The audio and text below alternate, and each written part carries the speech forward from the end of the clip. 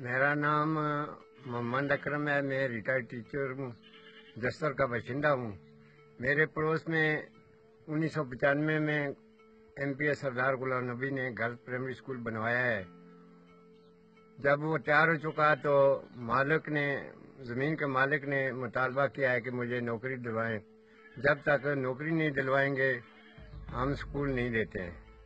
وہاں پر تالا لگا ہوا ہے. پھر حیرہ والوں نے ایک ہمارا رہائشی کوارٹر تھے، حیرہ والوں نے وہاں کام شروع کیا.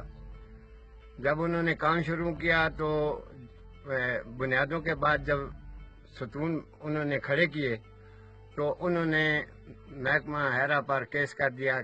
اس کے بعد ہم 3-4 دفعہ حیرہ کے دفتر میں گئے ہیں وفد کی شکل میں، لیکن انہوں نے ہمیں یہی جواب دیا ہے کہ ٹھیکیدار نے کیس کیا ہوا ہے، جب تک عدالت کا فیصلہ نہیں ہوگا ہم کام نہیں شروع کرتے ہیں.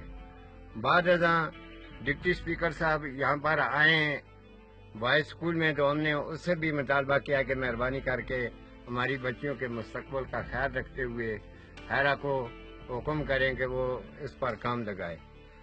اس کے بعد بیرسٹر جاوید عباسی سابق ایم پی اے تھا، وہ بھی آیا. ہم نے اسے بھی بتایا ہے، اسی طرح سردار ادریس کو بھی بتایا ہے، لیکن انہوں نے یہی کہا ہے کہ اگر اس حیرہ کا 1/2 یا 3/4 ایسا کام ہو تو ہم آگے فنڈز لے کر دے سکتے ہیں.